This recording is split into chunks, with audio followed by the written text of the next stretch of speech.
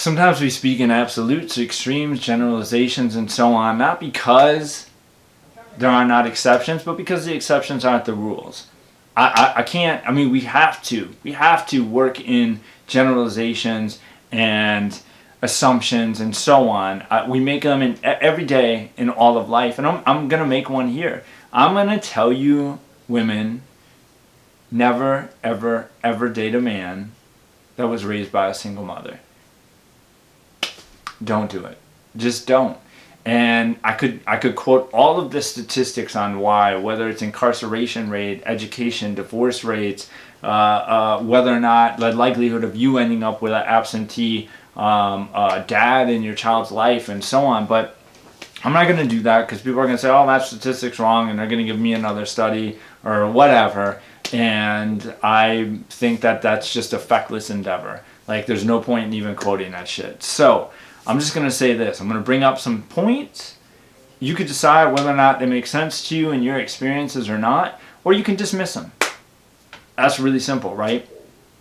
So as a general rule, I think my experience in dealing with boys that were raised by single mothers, and I don't think a single mother is capable, literally capable of raising a man, as a general rule. Because I am making a generalization here, but rule, not exception. I think there are exceptions to the rule, but that doesn't negate the rule. If you look at the way a father interacts with a child. When I was little, I have videos of me and my son, and he would, like, I remember we were in his bedroom, and his bed was on the floor when he was little, and we would be like roughhousing. And he would be like, I'm gonna get you, and he would be taking pillows and hitting me, and I would be like grabbing him and flipping him and raw, and like in his stomach, and we would like really play rough. And he learned that he's not fragile. He learned that he can deal with some things. He learned that I always made it a fair exchange. We always, I'd let him get me, and then I'd get him, but he learned this interaction that you don't get from a mother. Mothers don't play with their kids like that. They're not flipping them up in the air and throwing them around, and they're not interacting with them like that. They're coddling them, and that teaches kids a very different lesson in life. Mothers want to mother. Part of being a mother. Makes perfect sense. But as a result, they tend to things too quickly. So boys raised by women, they don't learn a lot of very important life skills. It's funny, my son, I'm pretty strict about food, like eating healthy food and so on. So I tend to not do hydrogenated oils and, refined sugars and, tons of like wheat or dairy or, things like that. But, I don't deny him these things, but he has to make them himself. So my kid can bake brownies, he can bake cookies, he can make bread, he can cook anything he wants. He's been cooking for himself for the last 8 years, and he's 17. I mean, he's been cooking for himself for a long time. My daughter was with her mom primarily for an extended period of time by just the way we arrange things. And also she was a little bit older, and I wanted her to have some say in where she was. But about 2 years ago, she came to stay with me for a little bit. She didn't even know to wash her hands after touching raw meat. I mean, she didn't know how to cook shit. She didn't know how to take care of herself. She didn't know some very basic skills.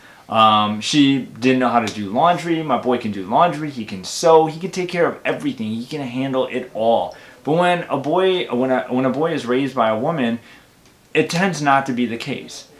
Clearly, exceptions, because I already see your comments now. When you have 180 videos, you already know what the comments are going to be. So I already see your comments. Probably didn't even watch this far into the video before you made it. But, okay, so there's that. Handling emotions. I mean, nobody's going to deny the fact that men are more aggressive, more dominant, more assertive. We have more testosterone. It makes sense. Like, that's why we're taller. It's why we have more muscle. It's why we are faster. It makes sense. So one, boys don't really have an outlet for that aggression. They tend to frequently suppress it when they are with a single mom. Or, you know, the mom doesn't really get it. The mom doesn't know that there's an outlet needed for that. So there's no football, there's no roughhousing like I brought up earlier. There's no real good, solid outlet for that. Women also tend to be more emotional.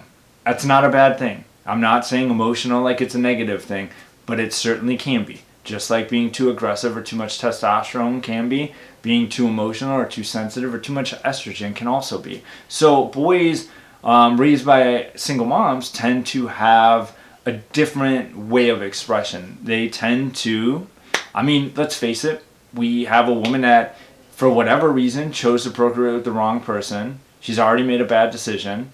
And so she probably doesn't have the best judgment in the world to begin with, for whatever reason that has led her to become a single mother.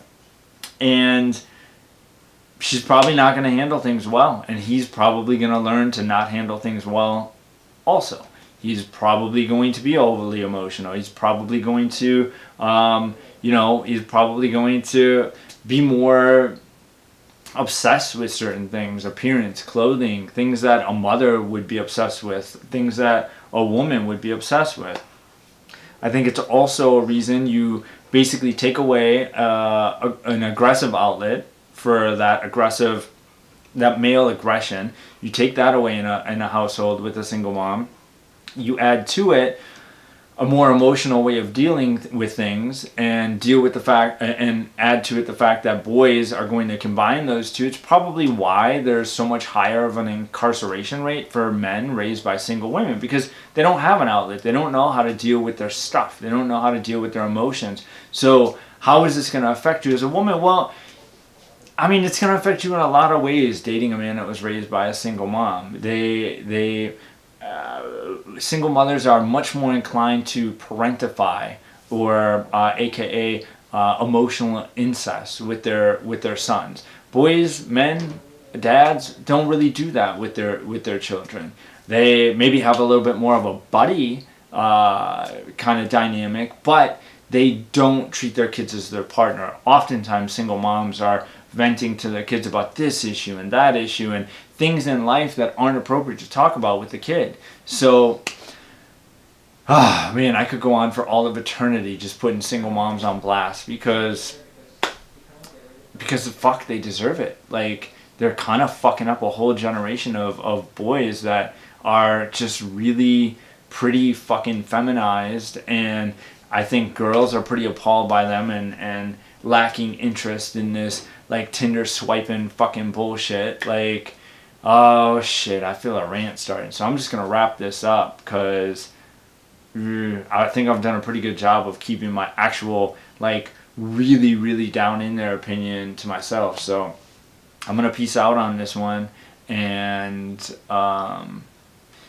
whatever comments you have, I would love to hear them. If you've been dealing with a dude that was raised by a single mom, and you've been putting up with a bunch of shit, and you, like, don't even understand, like, why he's so fucking girly or something, like, would love to hear your comments. Love to hear your thoughts. I don't know if I'm actually even going to post this video. I'm going to sit on it for a day and think, but alright. Oh yeah, you can always thumbs down and unsubscribe, say fuck you to me, and I'll say fuck you back, probably in a little bit different of a way, but yeah, that's good. Peace out.